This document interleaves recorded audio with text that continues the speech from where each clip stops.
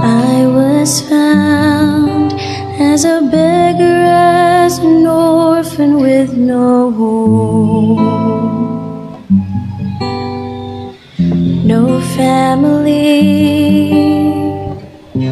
I was found with a stain as deep as darkness fills the night. But the wonder does not lie in the depression of my state, but that you found me at all is simply grace upon grace. You gave your life for me, this wandering soul, to see how far, how wide, how deep, how high is the relentless love of God.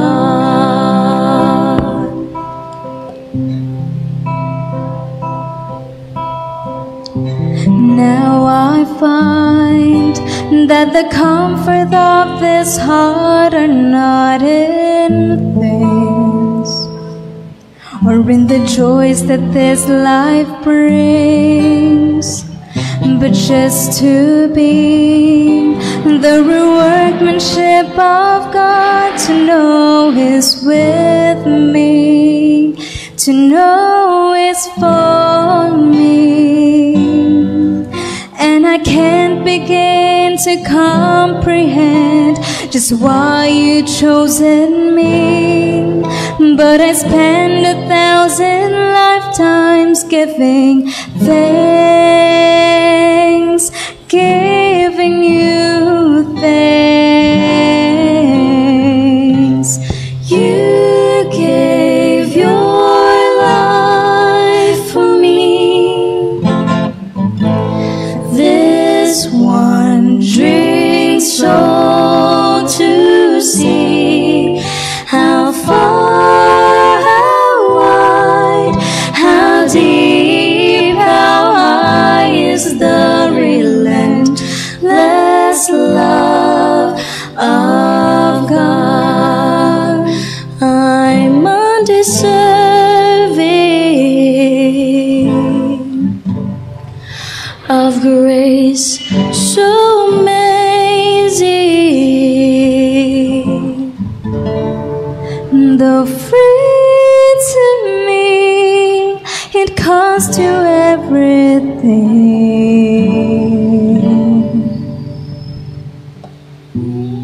You gave your life for me,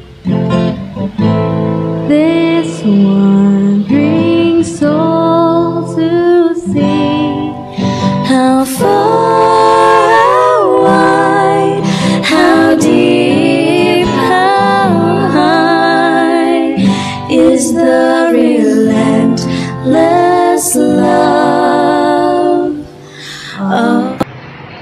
Magandang hapon sa ating lahat, mga kaibigan at mga kapatid, at kami po ay naririto muli sa ating programa na ayon sa kasulatan, Gabay sa Kalusugan. Ayan, kasama muli natin si Sister Myrel, at sis, ikaw nga po ay bumati sa ating mga kasamahan. Okay, so magandang hapon po sa ating lahat, at natutuwa kami at naggagalak na naandito muli tayo dito sa programang ito. Kami ay magbibigay sa inyo ng maraming gabay ngayong hapong ito, at matutuwa kayo kasi ang ating pag-uusapan ay ang about kitchen remedies. Ayan, oo. At ako rin excited sa ating pag-uusapan ngayon, sis. Dahil syempre, hindi mo na, pagka marami ka bang kailangang pag-aaralan or didiskubrihin, pero ito, parang spoon feeding na, no?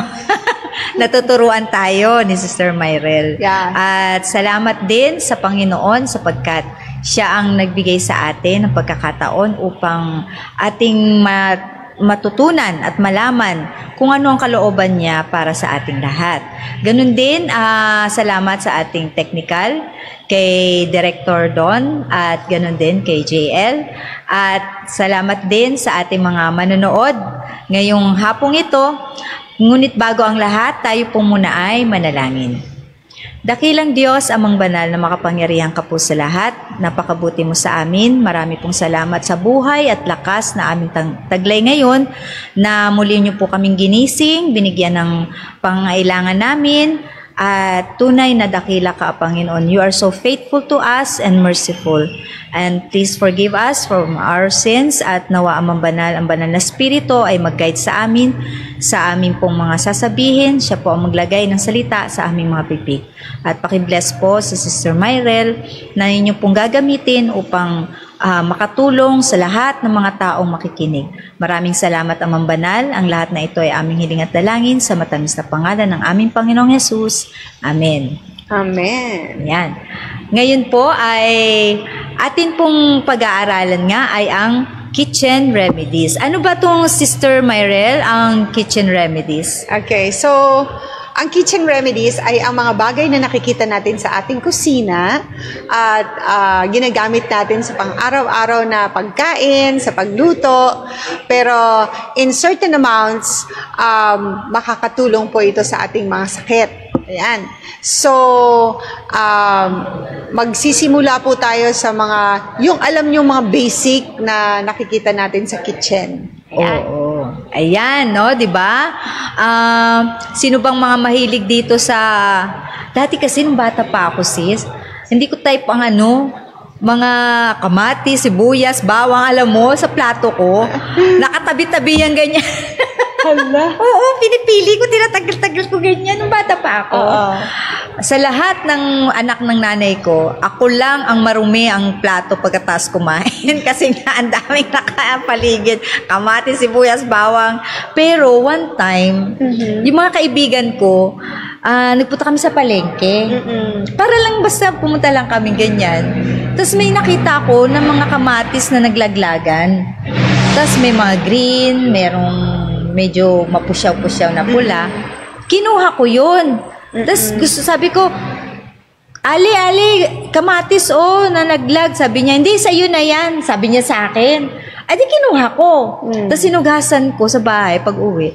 Tinry kong kainin ng hilaw. Ang sarap pala. Natuwa ako sa kamatis. Tapos yung lolo ko, ang hilig kumain ng hilaw na onion. Kaya sabi ko, bakit? Ang lakas ng lolo ko. Biro mo nakakabuhat siya ng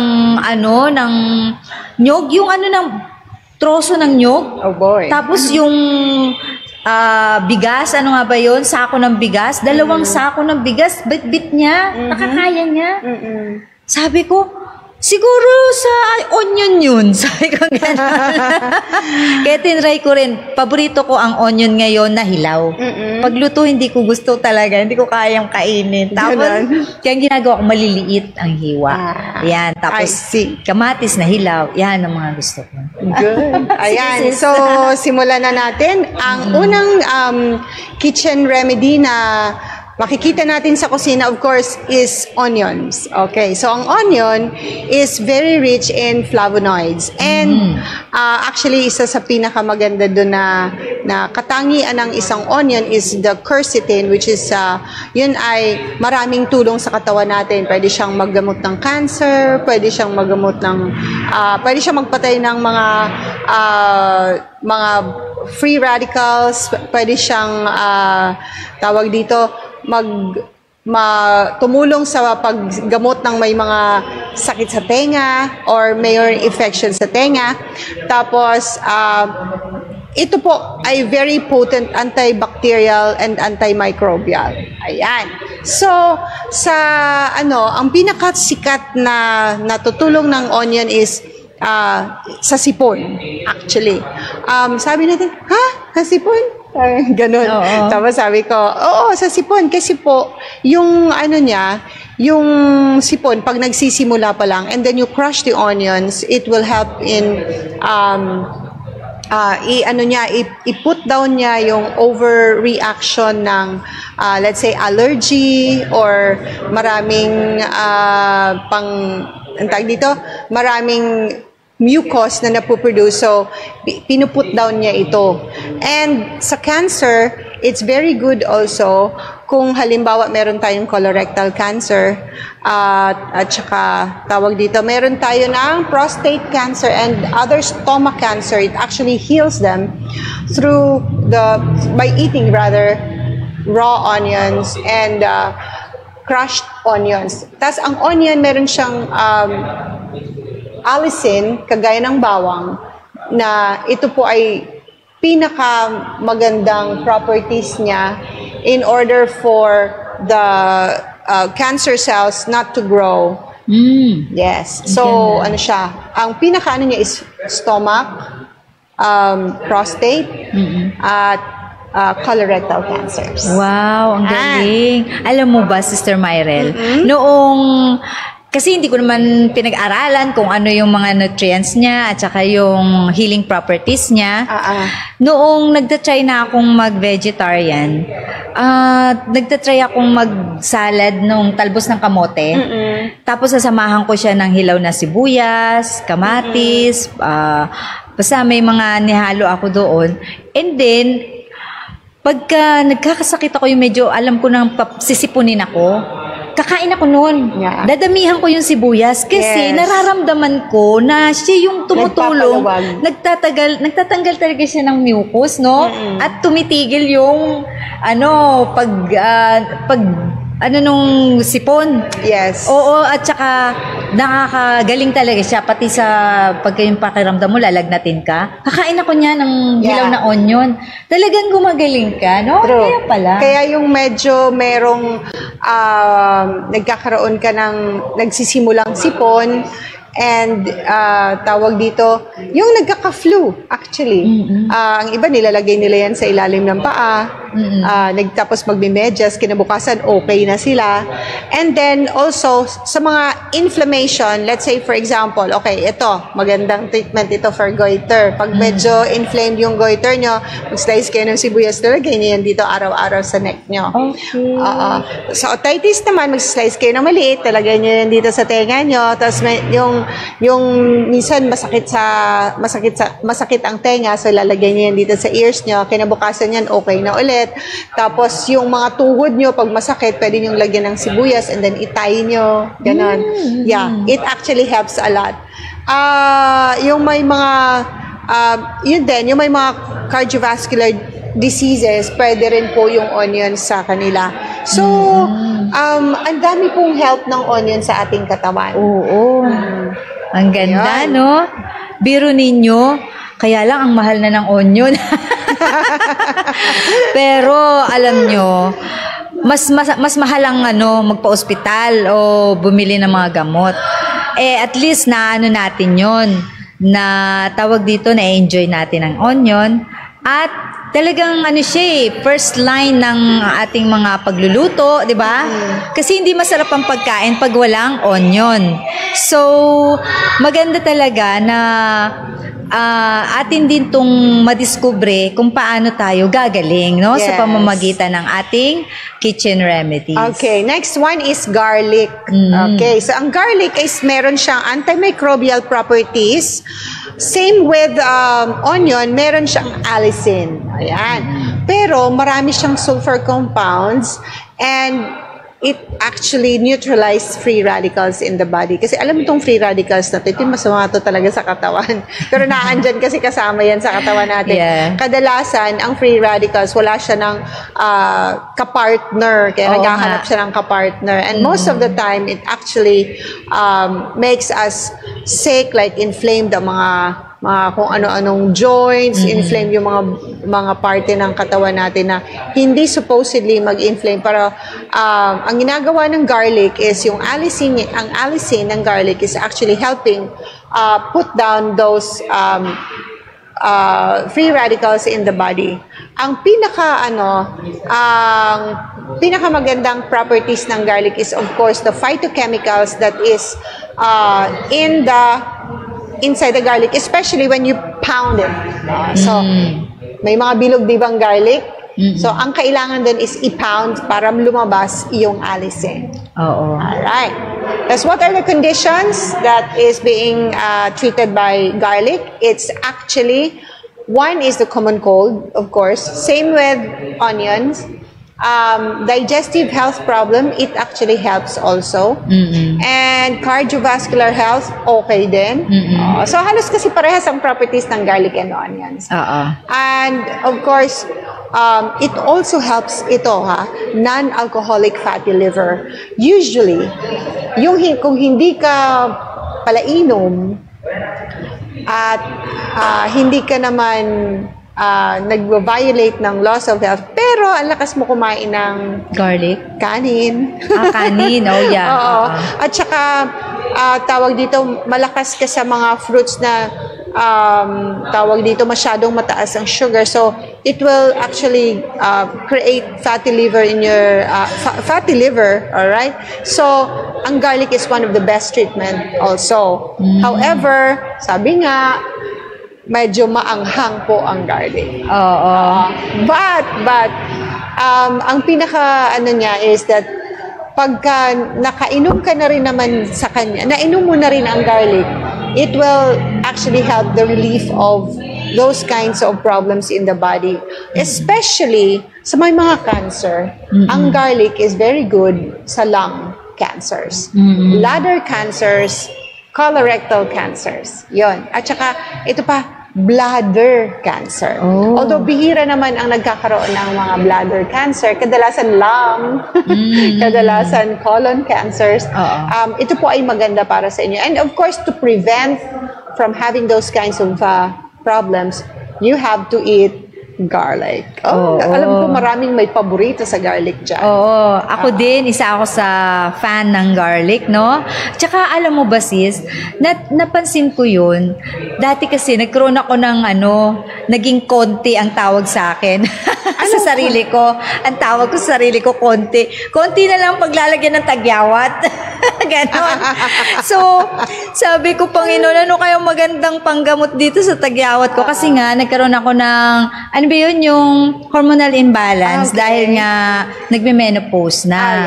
So, nung premenopausal stage ko, yun, tagyawat ang inabot ko. So, nakatulong ang garlic. That's raw garlic talaga. Kakainin mo siya. Wow. Oo, ganon. At saka yung pagpa-pound, ang ginagawa ko, pinapound ko, tapos saka ko siya hinihiwa. Yes. Yun, tama pala. Okay. Yeah. Okay. So, next one is ginger. Okay. Ang ginger actually is very good dun sa mga taong may ulcer. Yan. Pero hindi lang po yun sa, tawag dito, sa may problema sa gastric,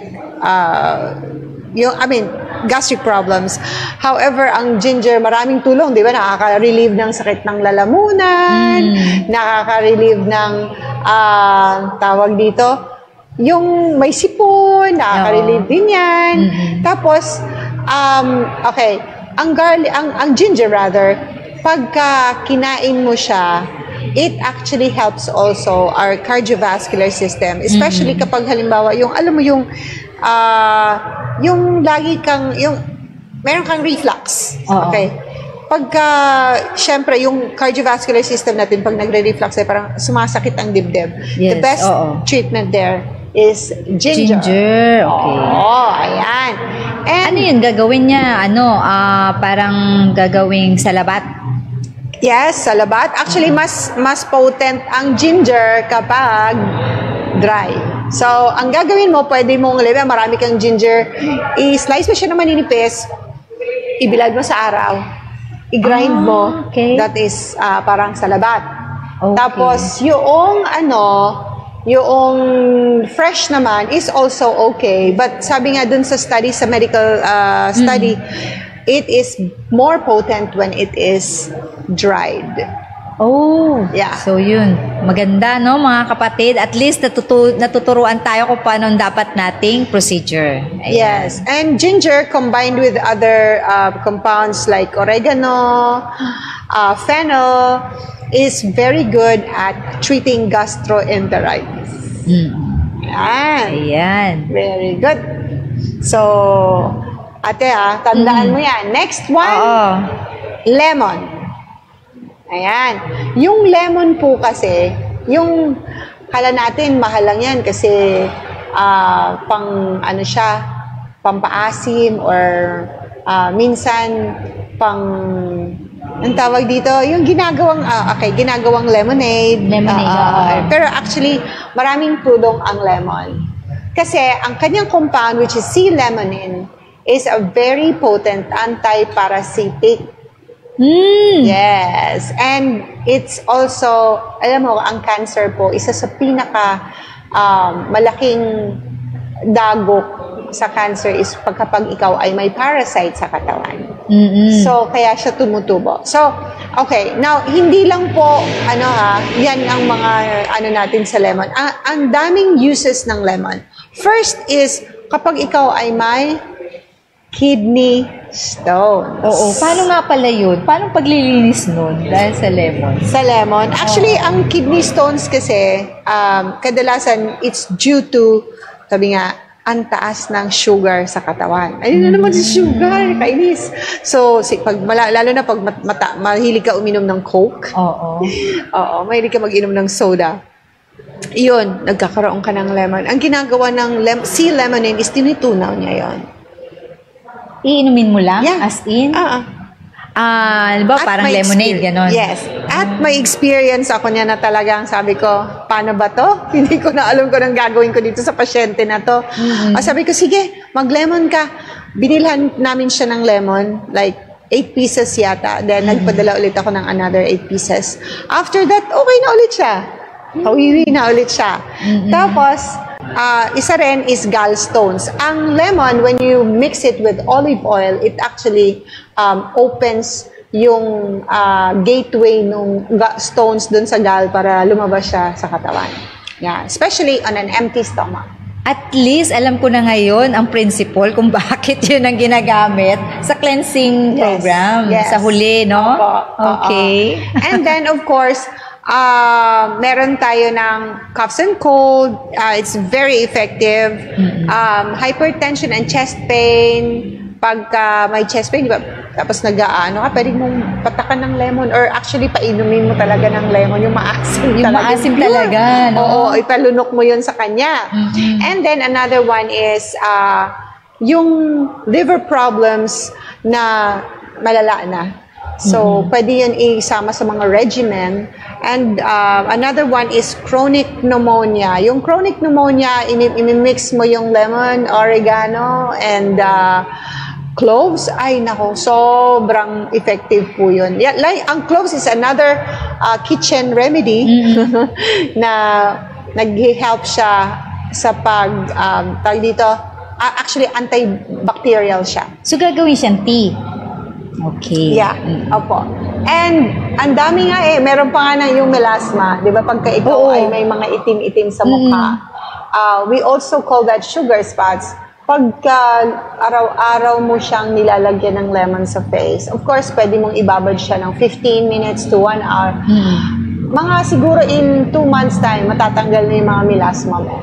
Wow. Of course, syempre, hindi lang lemon, no? You have to make sure that you're also tapering the amount of yung kinakain mo na sugar or carbohydrates in your body.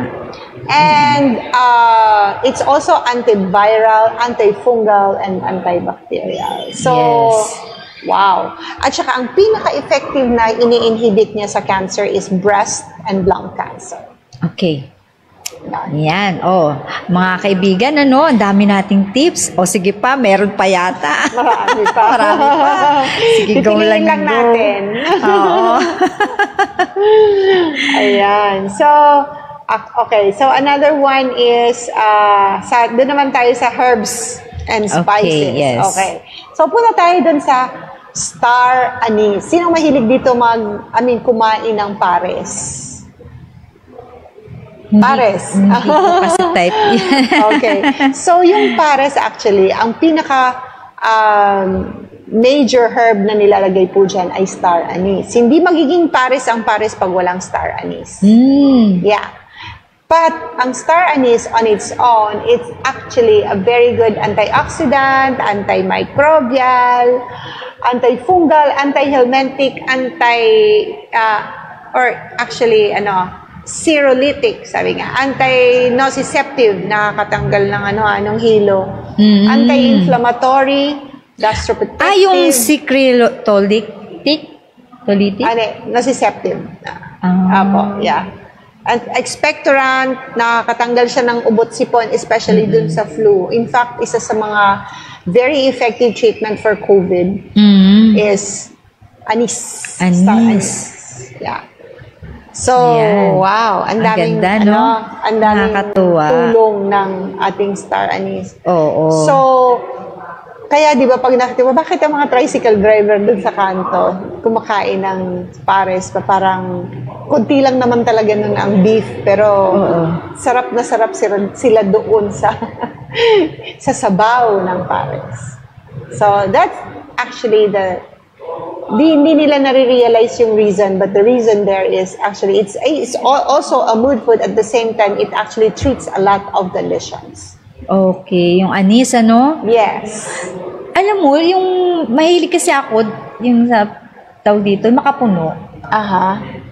Pero nilalagyan, iba-ibang klaseng anis ang nilalagay minsan ng lola ko. Sa makapuno, hindi siya yung anis na yung sa ano. para siyang palay na anis. Yun ay anis palay. Oo, Or yun. we call fennel. Oo. Yan. So yun, masarap yun di ba? Yes. Actually, ang galing-galing ng fennel sa pag-treat ng gastrointestinal problems. Yes. In fact, that is one of the best herb when you are, let's say, na food poison ka. Wow. Yeah. Samahan mo ng ginger, samahan mo ng activated charcoal. Activated charcoal. Yes. Ayan. Yan. So, napaka-effective ng fennel. Tapos, it's very good for treatment of liver problems. It's also antifungal. It's anti-diabetic. It's, mayroon din siya ng anti-cancer activity. Ang maganda lang sana, kaya di ba kapag kumain ka ng suman, tapos maraming fennel, hindi ka sinasaktan ng tiyan. Oo nga, ano? Yes. At saka na-enjoy mo yung lasa kasi may something na parang aromatic at saka, di ba? Nakakapagpabango pa ng bibig, no? Yes. Yes. So, at saka actually ang fennel is diuretic. So, kapag ang fennel ay ginamit mo sa yung mga water retention. Yung namamaga yung paa? Yes. Yes. It helps a lot. Okay. Yan. Diba? Naundiyan lang naman pala sa tabi-tabi. Kaya nga Yeah. Dali-dali so you can also make it as a tea.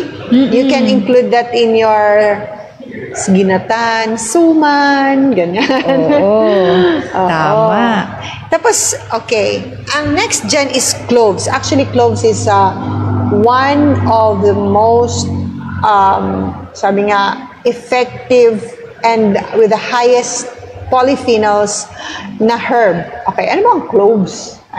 Cloves is, ang sabi nga sa Spanish, hindi ko alam sa Tagalog, pero sabi, clavo de comer. Ayan ang nakalagay din dyan. Pag pumunta ka ng SM, may cloves. May nakalagay doon, clavo de comer. It's like a flower. Yung dried flower na yan, ang bango-bango niyan. Ang bango nga. Tapos, nilalagay po yan sa, kung maggagawa ka ng like chicken, sabihin natin, isang chicken adobo, lagyan mo ng cloves, iba ang lasa niya.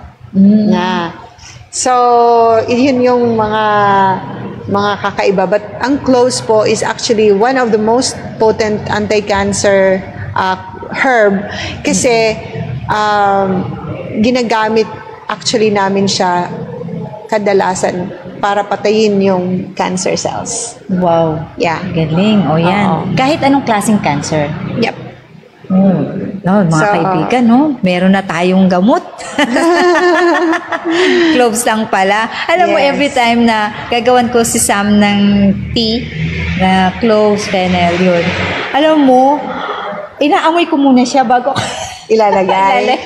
Kasi Yeah. ang sarap ng amoy talaga. Opo. Tapos, ang ano niya, ang pinakamaganda sa kanya, sa cloves, is that everything na sabi niya, na lagyan mo siya ng cloves na herb, i-combine mo, especially oregano and cloves, is very effective sa may mga tawag dito, yung mga inflammation sa katawan. But, hindi ko siya nire-recommend sa mga hemophiliacs. Why? Kasi, nakakapasin pa siya ng blood. Oh, oo nga, no? Pero doon sa malapot ang blood, cloves is very good. Okay. Yan. So yung mga mababa ang hemoglobin, mga mababa yung, kumbaga, anemic, so hindi sila pwede. Hindi. Okay naman po sila. Pwede po sa kanila yun. Ang hindi lang talaga hemophiliac. Ibig sabihin, super thin ang blood. Okay. Yeah. Ang hemophiliac, di ba, pagka konting sugat? Sugat. Yeah. Ayun, magbi-bleed. Magbi-bleed na talaga agad siya. Ako, pag nasusobrahan ako ng cloves, ang ilong ko, dumudugo. Ay, oo nga, no? May yung, ano nga daw, balinguy-nguy? How do you say? Hindi ko alam yun. Yan ang tawag ng tatay ko eh. Kasi nga, pagka yung masyado ka nainitan, tapos biglang, di ba, no? Tutuloy yung dugo sa ilong. Balinguy-nguy daw ang tawag doon. Oo, pero hindi kasi yun yung case ko eh. Oo. Napapansin ko yan, pag nasusobrahan ako, nagbi-bleed ang ilong ko. Okay. Yun. So, it's actually an effective blood thinner. Ayan. Tapos, ito isa sa pinakamagandang effect niya, pag nilagay mo siya sa oil, like castor or virgin coconut oil, lahat ng mga sakit-sakit sa katawan, sa buto-buto, ang bilis niyang maka-treat. Oh, yes. Ano yun, yung kahit dry, tapos ihalo mo na lang ihalo mo na lang siya doon. Wow. O, diba? Tapos pag inamoy mo yung oil, ang bango-bango. Oo. Ay, try ko yan. Yes. Oo. I-try mo yan, ha? And of course, yung mga basta joint and muscle pains, tanggal niya. Pwede kang pwede kang mag-massage oil ng Wow, okay. Ayan. So, another one is actually turmeric. Alam niyo yan. Kasi ang turmeric, ginagamit yan ng mga, tawag dito, ng mga kababayan natin para gawing turmeric tea. Hinahaluan nila ng ang problema lang yung kadami-daming sugar. Ano ba yun? But we can do actually a turmeric tea na slice mo lang yung turmeric and ibilad mo. It's plain and simple like that. It's very effective sa liver problems. Yan. So, liver problems like binibigay sa mga liver problems kasi it actually cleanses the blood. Another one is that it activates yung ating liver na medyo lazy. Yung enzymes ng liver natin. And then, of course, sa may mga diabetes, maganda po yan. But, of course, you have to always include oil. Because when you add oil to the turmeric, it improves its bioavailability. Yun. So, mas na-absorb ng katawan yung turmeric. So, pwede pala yung oil ang kapalit ng pepper. Kasi sabi, ang pepper is also good as combination ng turmeric. Pero oil talaga isa sa pinakamagandang kasi medyo may issue ako sa pepper. Dahil nga sabi sa isang book na aking black nabasa. Pepper or or red pepper? The black pepper. Okay, good. Oo, Pepperin. na hindi daw maganda sa tiyan natin. Hindi naman actually yun. Depende kung anong condition ng tiyan. Ayun. So, pwede siyang ihalo sa mga pagkain. Yes. Kasi hindi na, ever since na mabasa ko yun, hindi na ako gumamit ng pepper. Tapos, syempre, alam mo yun, gusto mong masarap yung lasa ng Of course you pagkain. can. Ganyan. So, okay lang siya. Yes. Okay. Opo. But, kadalasan ang turmeric is we use them for curries, for, minsan hindi nga nilalagyan siya ng gata, but then if you use that with the curry powder or curry leaves, may kasamang ganon, actually it's so delicious. Oo nga. Yung curry, no? Yes. Na merong agata. Wow. Yes. Siyempre, ang curry, actually, hindi siya magiging curry kung walang curry leaves. Yes. Meron din siya ng sibuyas, bawang, luya, at pepper. So, it actually modulates the effect also of the turmeric in your diet. Pati yung ceiling green. Ceiling green na hinahaluan. Oo, yung gata. Masarap kasi yung sili na green sa gata. Yes. So, yun yung mga pagkain na very important sa atin. So, ang curcumin sa turmeric is actually the one that actually prevents the inflammation in the body. Oo. And ang ginagawa kasi niya, 'di ba? Sa katawan natin, pag pumasok yung turmeric, una siya pupunta sa liver. And ang liver is the one cleaning our blood, actually. It's the project manager of the gut. So, when our blood is clean, it can actually go around the body without any problem. So, other things, natitreat na rin yung other things, like, let's say, malinis ang dugo na mapapasok sa lungs, malilinis yung lungs natin. Pag pumasok naman siya sa, yung blood pumasok sa heart natin, malilinis yung heart natin. Diba? Oo, tama. So, lahat ng inflamed sa katawan natin, mawawala. Tama naman. Diba? So, yun ay one of the very good properties of curcumin. Kaya yung mga nagtiti ng turmeric, lagyan nyo ng konting oil para hindi kayo magkaroon ng, sabi nga, mayroon din kasi ng toxicity. So, tas hindi siya nagiging na-absorb ng katawan. Just like what I did before, bumaba ang aking BUN. Anong BUN? Yung blood urea nitrogen. So, it's also a, tawag dito, marker for yung may kidney and kidney problems, and also yung liver sa SGPT, SGOT naman. So, pero makikita mo yan kadalasan kapag bumagsak yung BUN mo, ibig sabihin, masyado kang uminom ng turmeric na hindi ka nag-mix ng oil doon sa iyong kinakain.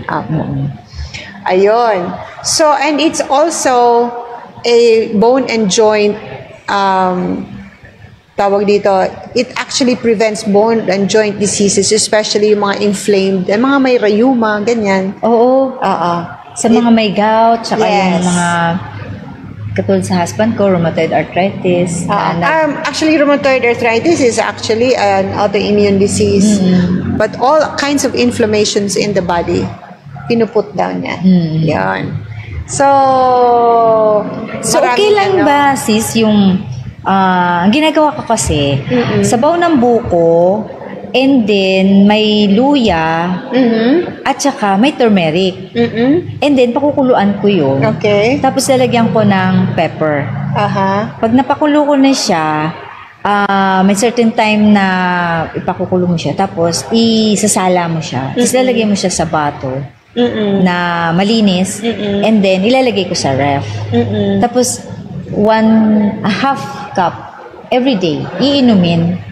Nakatulong siya, nakakapagpatanggal siya. Hindi naman tanggal. Kumbaga, parang namamanage niya yung tawag ito, autoimmune. Actually, sabi nga, hindi mo kailangan siyang babaan ang dosage, lalo na kay kuya, no? Damihan mo. Damihan, ano? Okay, isang baso. Isang baso kay kuya. Okay yun. Kasi po, ang tao, pag meron ng kondisyon, hindi mo na pwede siyang bigyan ng konti. And anyway, that's vegetable. You have to give him more. Kasi inflamed yung katawan niya eh. So you give him more. Okay. Tapos, So ituloy ko lang. Yeah, ibig sabihin. tuloy mo lang. Tapos give him more. Sige. Para may mais. But of course, you have to add pepper and a little oil dun sa ano niya. Kasi mayroon siyang autoimmune disease. Yeah. Alright? Okay. So, marami pa actually. Ang basil naman, last na to. Ang basil naman is a very good treatment for pharyngitis, laryngitis. Sa lalamunan. Yes. Opo. Hindi lang yung dahon ha. We have this what we call basil seeds. Yung basil seeds, kapag ginamit nyo yun, meron siyang parang cover, yung seeds. May cover siya. Tapos yung cover niya is parang chia. Di ba yung chia? Pero, ang basil kasi, because of that, na ano niya, nasa covering niya, this actually helps clear yung mga dyan sa tonsils, pharynx, Parang larynx. siyang may balahi-balahibo. Yeah, parang ganon. Pero actually, you have to, of course, sprout that in water para lumabas yung parang ano niya. Yun pala. So, i-ano mo siya. Kailangan mo siyang parang patubuin ng konti. Actually, mabilis lang naman siya magkaroon ng ano, yung cover niya, di ba? Oo. So, ginagamit din kasi yan ng isang kaibigan natin. Panglinis daw ng mata. Ganun-ganun, iikot-ikot. Nasa loob yun yung basil. Hindi naman daw masakit. Tapos natatanggal nga yung cataract. Ayan. Okay yan magandang ano yan. Pero wala pa akong alam na scientific studies about that. But of course, yung basil is very good siya talaga doon sa lalamunan. In fact, I'm a testimony. Nagkaroon ako ng pharyngitis, parang several months ago. Hindi ko alam kung anong ang sakit talaga ng lalamunan ko. At sabi ng kuya ko, baka naman COVID. Sabi ko, COVID? It's so easy for you to the COVID, no? Pero actually, when I took basil seeds, na para akong naginhawaan. Talaga? Yeah. Kasi yung lalamunan ko parang kinover niya. And yun lang yung nakagamot sa akin during that particular bout na yun ng pharyngitis. So, sprout mo lang siya, tapos iinumin na diretso? Yeah. Okay. Actually, sabi nga dito, it's also anti-cervical cancer. Ang pinaka, pa naman, ito yung very invasive cancer ng, cervical cancer is the HeLa. HeLa is, I just forgot, actually it's taken from yung may babae actually na nagkaroon siya ng very invasive cancer cells. Parang Helen ang name niya tapos something ganun. And this is very good. And both the leaves and the seeds. Yun ang ito-consume. Yes. Na raw. Not necessarily. Anything can do. Okay. Kasi ito, tingnan mo, human laryngeal epithelial carcinoma. Yeah. So, it's very effective doon. And of course, without, sabi nga, walang keme, ang sarap niya sa pagkain. Oo naman. Lalo na sa pasta. Yes. Pesto. Yeah. So, mga kapatid, yan po ang pinaka-the best na yung diniscuss namin yan ang one of the best spices and kitchen remedies that we can use in our food and at the same time treat our body ailments. Ayun, oo. So, ang dami na nating napag-aralan, no, mga kaibigan, mga kapatid. At salamat kay Sister Myrel na napakabuti sa atin, Oo. May tanong pala tayo. So, yan. May tanong daw si Sir Myrel. Ayan. So, ang sabi, may tanong po ako, kay Sir Kerma, no? Yung ginger at garlic, nakababad sa cider vinegar. Cider. Cider vinegar. Kasi yon ang iniinom ko every other day. 1 tablespoon. Okay lang ba yon? Salamat. Yeah. Okay daw. Okay po. Sabi ko nga, hindi lang ginger at garlic. Ano nga ang condition ni Sister Kirma? Diabetic. Actually, when you make babad, the ginger and the garlic in a cider vinegar, it actually adds up acid to your stomach. However, you cannot have that like all throughout, no? But the ginger and the garlic, the turmeric, and other kitchen remedies that I have discussed today will also help you. May isa pa. May isa pa daw. Kay Desmi Hatumob. Okay. Ano pong maganda sa calcification upper right lobe? Salamat po. Sa calcification of the upper right lobe of the heart? Or baka sa baga? Ano ba yun? Hindi. Heart? Heartland. Oo. Actually, you have to eat much green leafy vegetables and a lot of fiber. And syempre, kung nagsusmoke ka, stop smoking.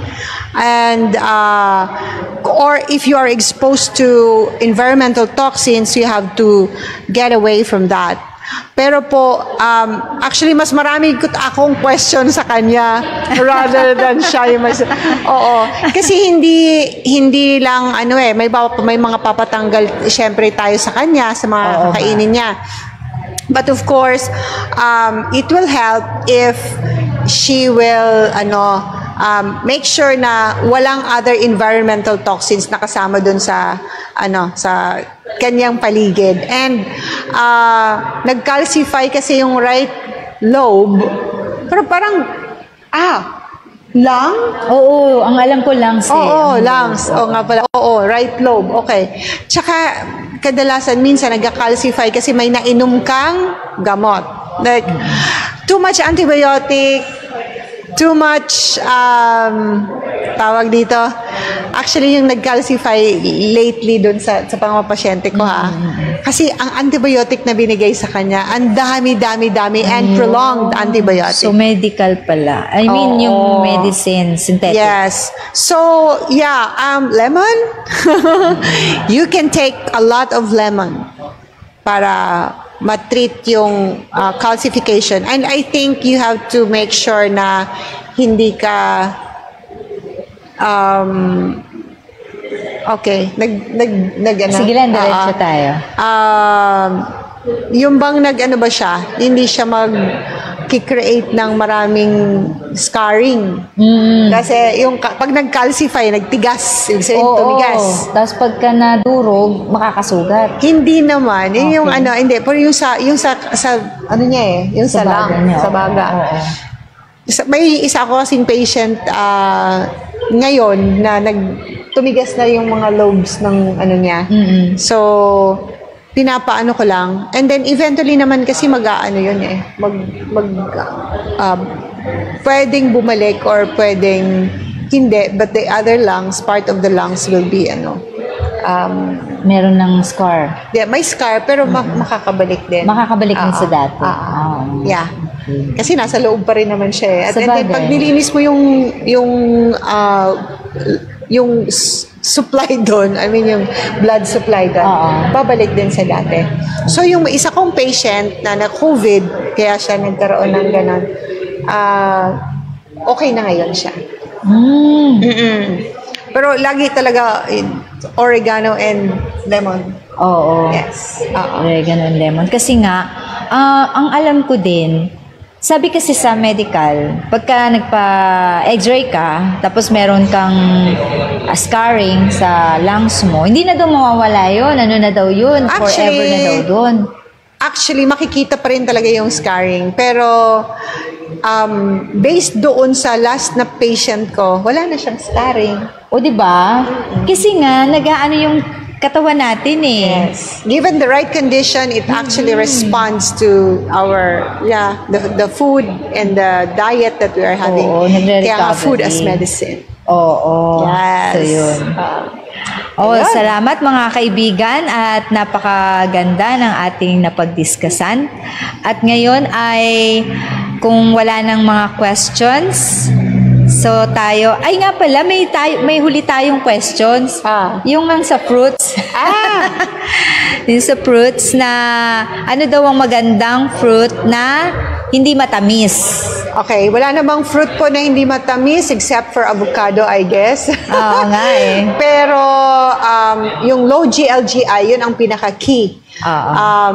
We have apples, pears, and of course, very important nutrient in pineapple is bromelain. And very important, liver pala. Oo. Very important, what you call this thing, I mean, yung sa papaya is yung papain. Yan. So, yun talaga. Yan ang magandang fruits. Ayan. Yung palang, mayroon pala tayong follow-up dun sa classification ng right lobe. Okay. Ano pala yung liver pala? Ay, liver!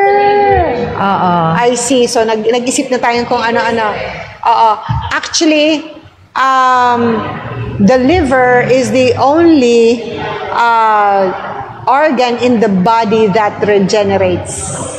And wow, that is actually a good news. At saka ano siya, hindi siya talaga totally nasisira except binigyan mo siya ng hindi magandang gamot. Yeah. So make sure that you always have turmeric in your diet. Have lemon and olive oil. Make sure that you have also yung fennel, yung ginger in your diet. These are actually very important kitchen remedies for patients with that kind of condition. Ayun. So, ayan wala na tayong oras, mga kaibigan. O sige, may last question pa. Pinya. Pinya, isang slice lang. Okay kasi po yung pineapple, pero isang slice lang. Okay. Kasi may bromelain po siya. Actually, ang bromelain sa sa pineapple is nasa gitna. Ay, hala, yun pa naman ang dinidiscard natin. Yung matigas, yun nandiyan sa gitna. Pero minsan sinipsip ko yun.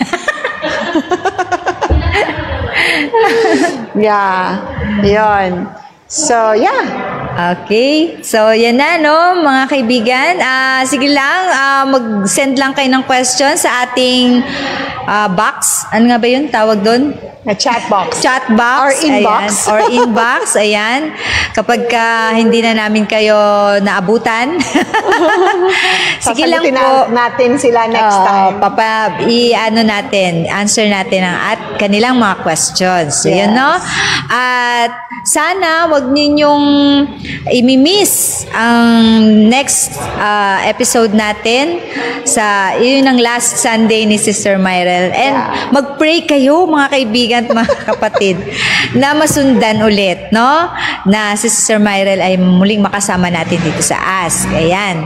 So ngayon, ating hilingan si Sister Myrel na manalangin para sa atin. So, tayo po ay manalangin. Amang banal na nasa mga langit ka, kami po ay nagpapasalamat sa hapong ito na biyayaan kami ng maraming kitchen remedies at nabigyan kami ng gabay para kami ay maging malusog at maganda ang pangangatawan. Sana po itong mga knowledge na to ay maalala namin sa aming mga pang-araw-araw naming ginagawa at ma-incorporate namin sa aming mga pagkain dahil ang pagkain ay siya ang aming medicine sa aming mga katawang merong mga sakit.